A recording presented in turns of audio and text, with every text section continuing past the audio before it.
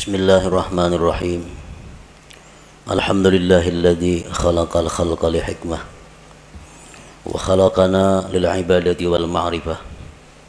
Ashhadu an la ilaha illallah wahdahu la syarika lah wa ashhadu anna sayyidana Muhammadan abduhu wa rasuluhu ila jami'il ummah. Allahumma salli wa sallim wa barik ala sayyidina wa habibina Muhammadin kashifil ummah wa ala alihi wa ashabihi wa dzurriyyatihi wa atba'ihi ila yaumil qiyamah. Amma ba'du.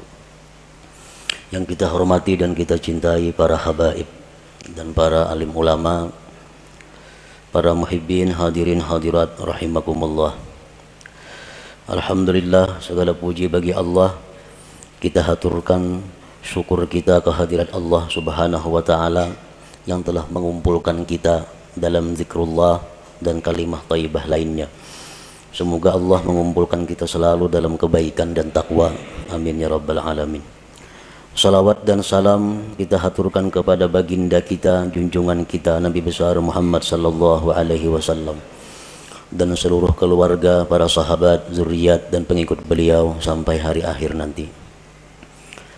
Para muhibbin rahimakumullah, al-hikmatu tsaminah minal hikamil ataiyah.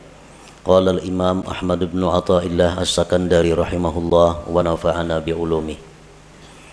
Hikmah yang ke-8 daripada Al-Hikam Al-Ataiyah. Berkata pengarang Al-Imam Ahmad bin Athaillah As-Sakandari rahimahullah, idza fatahalaka wijhatan min at-ta'arruf fala tubali ma'aha an qalla amaluk. Fa innahu ma fatahaha 'alaika illa wa huwa yuridu ay yata'arrafa ilaik. Alam ta'lam anna ta'arrufa huwa muriduhu 'alaik wal a'malu anta muhdiha ilaih wa aina ma tuhdihi ilaih mimma huwa muriduhu 'alaik. Artinya, apabila Allah membukakan bagi engkau satu pintu daripada ma'rifah, apabila Allah membukakan bagi engkau satu sisi, satu jalan daripada ma'rifat,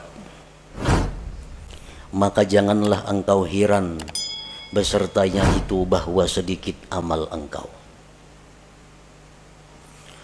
Bahwasanya Allah tidak membukakan itu pintu ma'rifah bagi engkau, melainkan bahwa Allah ingin memperkenalkan kepada engkau.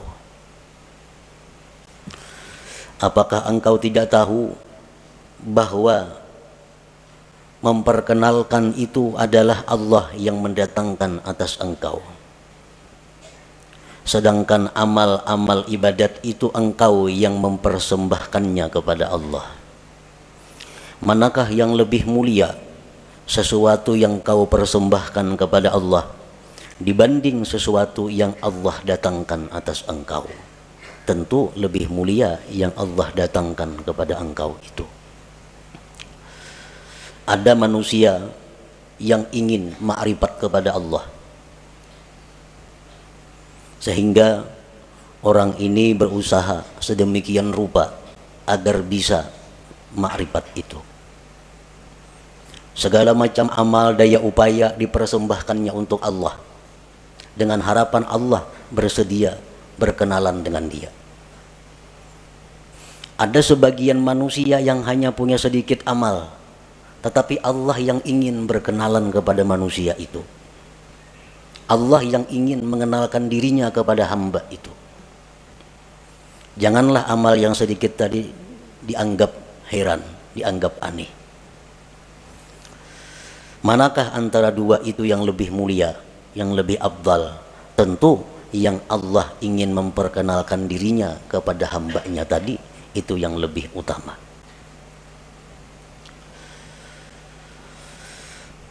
Tanqasimul ma'rifatu ila qismain, ma'rifatin ammah wa ma'rifatin khassah. Fal ma'rifatul ammah bi an ta'lama wa tuqirra anna Allah ta'ala wahidun qadirun muridun alimun hayyun sami'un basirun mutakallim ila akhirih. Ma'rifat itu ada terbagi dua. Satu, ma'rifat yang umum, Yang kedua, makrifat yang khusus. Dalam istilah lain ada yang menyebut ada makrifat itu ilmiah, ada makrifat itu dzauqiyah.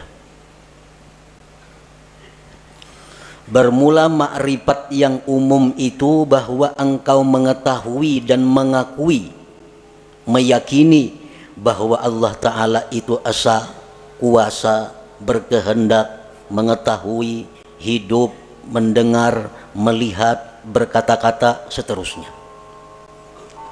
Nah, ini dinamakan adalah makrifat ammah, makrifat yang umum. Kita tahu, kita mengetahui, meyakini, mengakui bahwa Allah esa.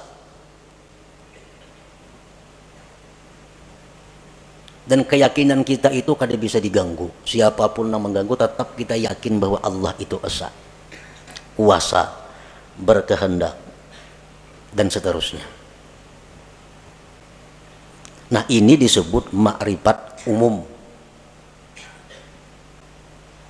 Wa tahsulu hadhil ma'rifah bitta'allum wa tafakkur wal istidlal, dan makrifat umum ini didapat dengan belajar, tafakkur, dan mencari dalil. Inilah makrifat yang dimaksud dengan awwaluddin, ma'rifatullah. Awal agama itu adalah makrifat kepada Allah. Nah, makrifat umum ini maksudnya. Dan setiap orang yang beriman mempunyai makrifat umum ini. Setiap orang yang beriman mengetahui, meyakini bahwa Allah bersifat dengan sifat kesempurnaan, kebesaran, dan keelokan. Maha suci Allah bersifat kekurangan, aib, dan celah. Itu sudah setiap orang beriman. Mereka sudah punya makrifat yang umum ini. Wal ma'rifatul khassah. Nah, makrifat khusus. Makrifat khusus inilah yang dikatakan oleh para ulama sufi. Inna fid dunya jannatan man dakhalaha lam yashtaq ila jannatil akhirah ala wahiyya ma'rifatullahi ta'ala.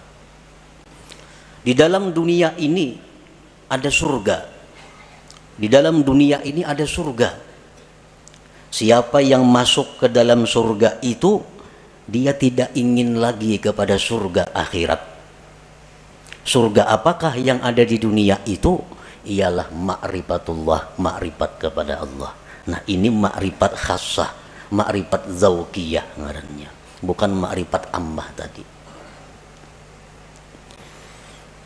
Apa yang dikatakan oleh Al-Habib Al-Qutub Abu Bakar Al-Adani Al-Idrus, man arafa Allah safalahul aish wa tabat lahul hayat.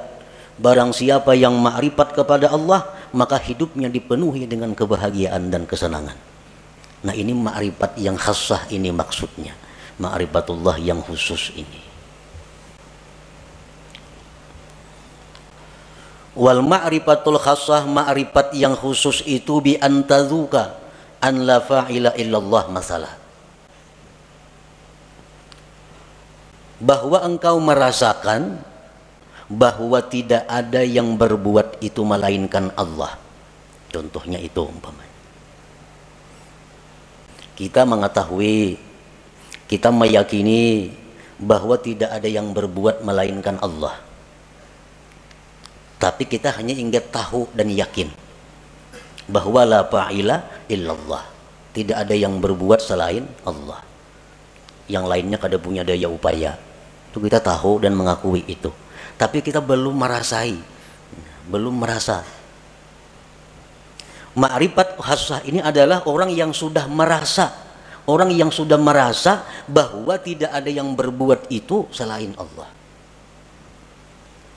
Orang yang tahu bahwa madu itu manis, nya yakin bahwa madu itu manis. Nah, ini sudah makrifat dengan madu. Tapi kalau orang yang sudah merasai kayak apa manisnya itu madu, nah ini makrifat khassah. Lain dengan orang yang hanya sekedar tahu, mendengar berita bahwa di Makkah itu begini, begitu bagusnya, begitu indahnya. dengan bermacam-macam dalil, bermacam-macam kabar nang mutawatir bahwa Mekah itu ramai dan indah, sehingga kita yakin bahwa di Mekah itu ramai, Mekah itu luar biasa. Nah, kita sudah meyakini. Tapi andai kita ke sana, langsung berangkat ke Mekah, sampai di sana melihat seorang bagaimana Mekah itu, lain rasanya lawan nang hanya sekedar tahu. Nah, itu jualah orang yang makrifat kepada Allah ini. Orang yang hanya tahu, hanya makrifat bahwa tidak ada yang berbuat, hanya Allah, tapi belum merasa, lain dengan orang yang sudah merasa. Kayak apa rasanya? Rasanya yang tidak ada berbuat selain Allah itu. Bi antadzuka an la fa'ila illallah masalan, dengan bahwa merasa engkau bahwa tidak ada yang berbuat itu kecuali Allah.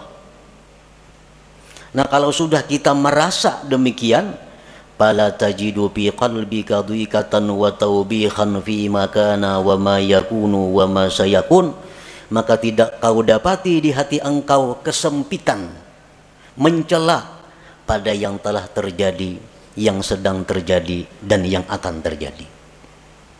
Orang tuh kalau sudah merasai kayak apa rasanya, rasanya keyakinan bahwa tidak ada yang berbuat hanya Allah, merasai sudah itunya, maka hati orang ini kada sempit lagi. Hati orang ini kada ada lagi mencela terhadap apa yang dihadapinya, baik nang dahulu, baik sekarang, baik yang akan datang.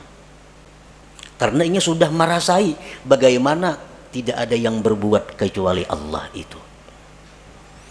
Seperti apa yang disampaikan oleh khadam Rasulullah sallallahu alaihi wasallam, Sayyidina Anas bin Malik. Ujar Anas bin Malik, aku 10 tahun jadi pembantu Rasulullah sallallahu alaihi wasallam. Tidak pernah Rasulullah itu mencela aku. Tidak pernah Rasulullah itu berkata, kenapa ikam kada ka ini, padahal ka itu nang baik. Kada pernah. Nah, ini menunjukkan bahwa Rasulullah Shallallahu Alaihi Wasallam itu merasakan sudah bagaimana yang dimaksud dengan la ilaha illallah itu. Nah, inilah makrifat khassah.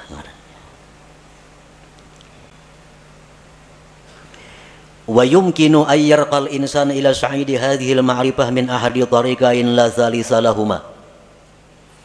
Kita bisa mendapatkan makrifah khassah ini melalui dua jalan, tidak ada jalan ketiga. Kayak apa kita supaya bisa merasai nang keyakinan kita la ilaha illallah. Jangan hanya sekadar habar, jangan hanya sekadar yakin mengakui,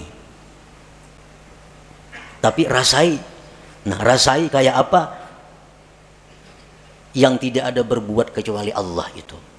Nah, supaya bisa merasai itu ada dua jalannya. Yang pertama disebut tariqul hidayah wal inabah, yang kedua disebut tariqul ijtiba wal istifa. Ada jalan hidayah dan inabah, ada jalan ijtiba dan istifa. Nah, hanya dua jalan itu.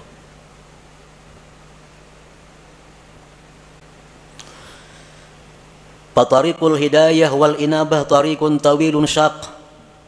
Bermula jalan yang pertama, hidayah dan inabah, itu jalan yang panjang lagi sulit. Panjang lagi sulit. Arti panjang tuh mungkin 10, 20, 30 tahun kita menjalani hanya terasai kayak apa nang maksudnya la ilaha illallah. Sulit artinya banyak rintangan nang kita lalui, nang seringkali membuat kita kembali ke tempat pertama bermula. Min ta'allumil ilmi alladhi yuaddi bihi al-ibadata wa ya'rifu bihi sifatin nafsil batinah wa yuqaddimu qabla al-jami' ma'rifata aqidati ahli sunnah wal jamaah wa taubatin nasuh wa tahsinin niyyah wa tasihit taqwa wal wara'i waz zuhdi wa kasratil azkar wal aurat wa ghairi dzalik wa kulluhu yuhdihal abdu ilallah ta'ala. Belajar dahulu ilmu.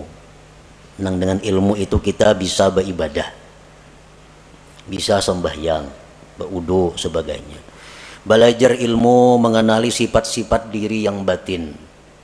Apa sifat nang terpuji di batin kita, apa nang tercela. Berakidah ahli sunnah wal jamaah. Taubat nasuha, niat yang bagus, takwa yang benar, wara, zuhud, banyak berzikir, banyak berwirid dan selainnya.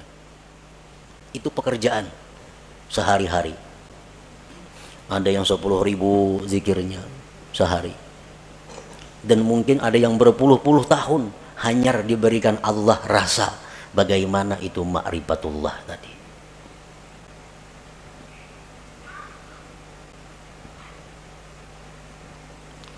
Wa ammat tariqus tsani, adapun jalan yang kedua, tariqul ijtiba wal istifa, fayakunul bad'u minallah ilal abdi.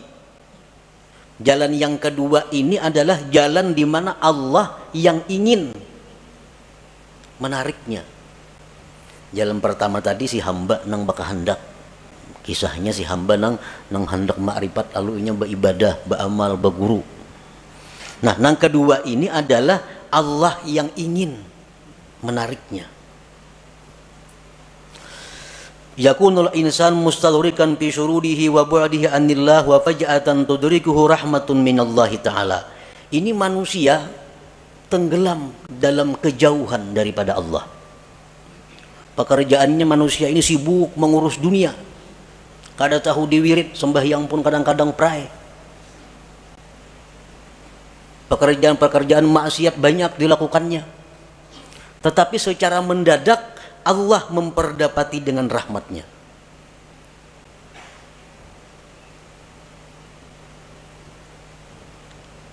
Begitu Allah memberikan rahmat kepada orang ini, maka orang ini langsung dirasakan Allah bagaimana rasanya ma'rifat kepada Allah itu. Banyak tokoh-tokoh yang terkemuka yang melalui jalan yang kedua ini, seperti Fudail bin Iyad, Malik bin Dinar, Utbatul Ghulam dan lain. Orang yang dulunya sesat, dulunya jahat, tetapi Allah dengan rahmatnya secara mendadak mengejutkan, menarik orang ini. Seperti Fudail, kita mendengar tahu kisah Fudail bin Iyad, orang yang kehidupannya hanya jadi perampok di tengah jalan. Perampok di tengah malam, satu hari hendak menaiki rumah kekasihnya. Begitu naik ke rumah kekasihnya, mendengar ada orang mengaji Al-Quran yang ayatnya alam ya'ni lilladzina amanu an takhsha'a qulubuhum li dzikrillah. Begitu ayat itu masuk ke pendengaran Fudail, Fudail terjatuh. Nah, setelah itu Fudail tobat, langsung ditarik oleh Allah Subhanahu wa taala, dirasakan bagaimana ma'rifat kepada Allah. Akhirnya Fudail menjadi salah seorang aulia besar pada masanya itu.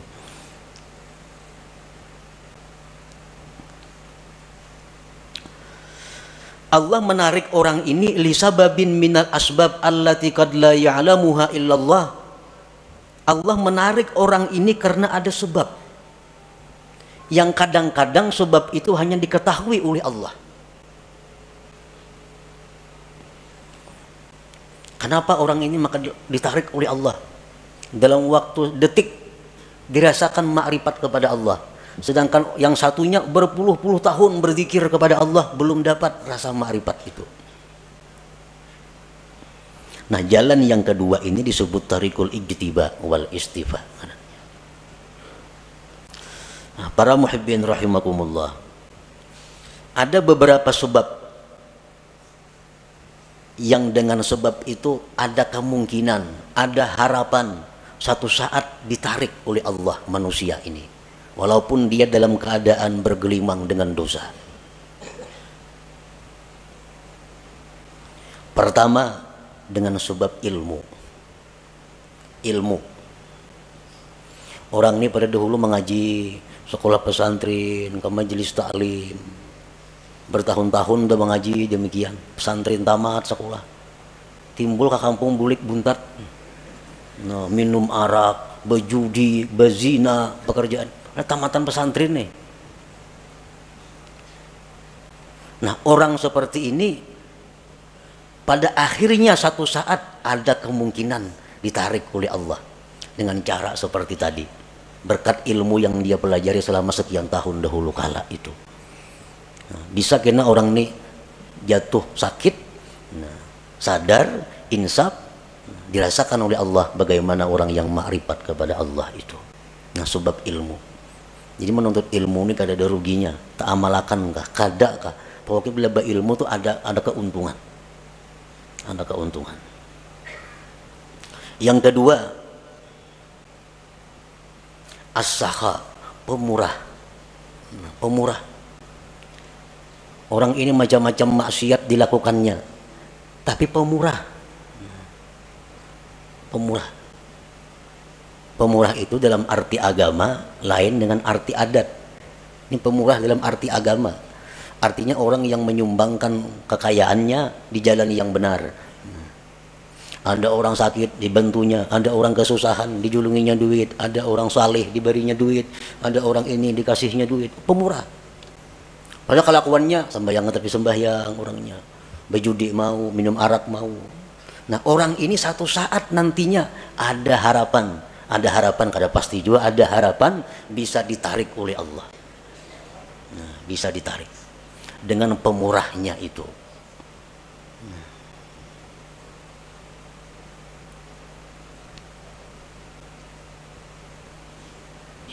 Yang ketiga, al-adlu, adil. Nah, ini seorang pejabat. Seorang pejabat ini bergelimang dengan dosa. Macam-macam dosa dilakukannya. Tetapi satu orang ini, dia adil. Sewaktu ia menjabat, di matanya sama. Semua adalah rakyat. Baik anaknya, baik bininya, mintuhanya, iparnya, kamanakannya, semuaan rakyat sama. Kadada yang mesti diutamakannya. Pang ini minantuku utamakan kadada. Ini ipar kadada. Semuaan rata di matanya rakyatnya. Nah, orang ini waktu menjabat adil. Padahal kelakuan lain-lain banyak maksiat dilakukannya. Nah, berkat inya adil sewaktu menjabat itu, orang ini ada harapan suatu saat akan ditarik oleh Allah, dirasakan bagainya kepadanya ma'rifatullah itu. Rasulullah sallallahu alaihi wasallam bersabda, tajawazu an dzambis sakhi wa zallatil alim wa satwatis sultanil adil fa innallaha akhadha bi yadihim kullama asara asirun minhum, akhrajahul khatib. Ujar Nabi kita, maafkanlah kesalahan orang-orang alim, orang-orang pemurah, raja-raja, penguasa-penguasa yang adil itu. Karena Allah memegang tangan mereka. Bila mereka tergelincir, Allah yang akan menarik mereka.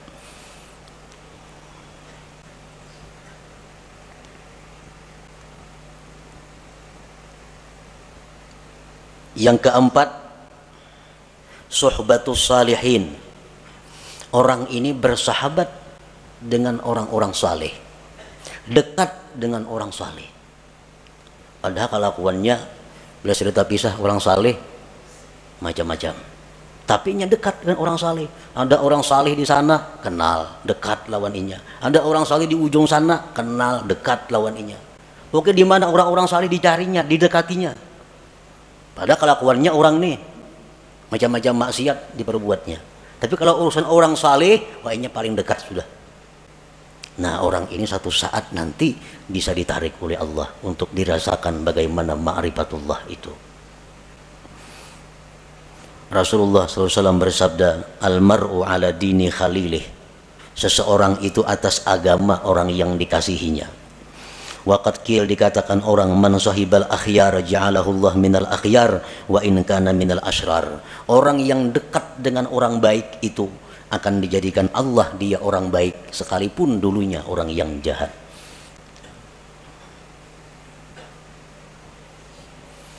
Yang kelima, mahabbatus salihin, cinta kepada orang-orang saleh atau dicintai oleh orang saleh. Inya ini ketujuh lawan orang-orang baik, hormat lawan orang-orang baik, cinta lawan orang-orang baik. Atau orang ini kada tahu manahu, cuma orang-orang saleh ketujuh lawan inya. Nah, orang-orang ahli zikir ketujuh lawan inya. Orang-orang ahli salawat ketujuh lawan inyan itu dikatujui oleh orang-orang baik. Nah, maka orang itu ada harapan nantinya akan ditarik oleh Allah Subhanahu wa ta'ala. Selanjutnya lagi, kasratus salah ala Nabi sallallahu alaihi wasallam, banyak bersalawat lawan Nabi. Orang ini pemabuk, penzina, penjudi, tapi dah lahir seminggu sehatam. Mulut habsi kemana terdengar datanginya ketujuh, kisah-kisah Nabi ketujuh, tapi maksiat jalan terus juga. Salawat selalu dibacanya. Nah, orang seperti ini ada juga harapan satu saat kaina dikembalikan oleh Allah, ditarik dan dirasakan ma'rifatullah itu. Di antara sebabnya lagi nasabun thayyib, keturunan yang baik, aba'u sulaha, abah-abah kakek nenek orang-orang saleh. Datuknya ke abah hari orang wali. Nah, ke atas pada datuk lagi. Yang 7 turun sudah orang wali bahari sidin itu. Nah, cucu-cucunya ini ada yang nakal macam-macam. Tapi akhirnya kayaknya bisa ada harapan cucunya itu insaf dan ditarik oleh Allah Subhanahu wa taala berkat doa-doa daripada orang-orang dahulu, kakek moyang nenek moyangnya itu. Nah, jadi itu bagian daripada sebab-sebab yang dengan sebab itu Allah menarik seseorang ini menjadi kekasihnya dan dirasakannya bagaimana ma'rifat kepada Allah Subhanahu wa taala itu. Nah, para muhibbin rahimakumullah. Setiap manusia yang beriman kepada Allah dan mempunyai keinginan yang tinggi, kehormatan yang tinggi, dia pasti ingin mendapatkan yang disebut ma'rifatullah itu. Bagaimanapun kelezatan yang ada di dalam dunia, bagaimanapun ada kemewahan yang ada dalam dunia, bagaimanapun keindahan yang ada dalam dunia, kalau seseorang itu sudah merasakan bagaimana ma'rifatullah, ma'rifat kepada Allah itu, maka semuanya akan hilang. Kada akan bisa dibanding dengan bagaimana indahnya, lezatnya, bahagianya orang yang ma'rifat dengan Allah itu. Nah, sebahagian manusia ada yang berusaha untuk berkenalan dengan Allah. Sebagian manusia ada yang Allah menarik untuk berkenalan dengannya. Yang pertama disebut suluk, yang kedua disebut jazab ngarannya. Yang kedua-duanya itu adalah mulia. Kedua-duanya adalah sesuatu jalan yang terpuji. Sebagian ulama ada yang mengatakan bahwa yang ditarik oleh Allah itu lebih afdal daripada orang yang menjalani jalan suluk atau jalan hidayah wal inabah tadi. Nah, para muhibbin rahimakumullah, mudah-mudahan Allah Subhanahu wa taala membukakan hati kita pintu ma'rifah kepada Allah Subhanahu wa taala sebelum akhir hayat kita.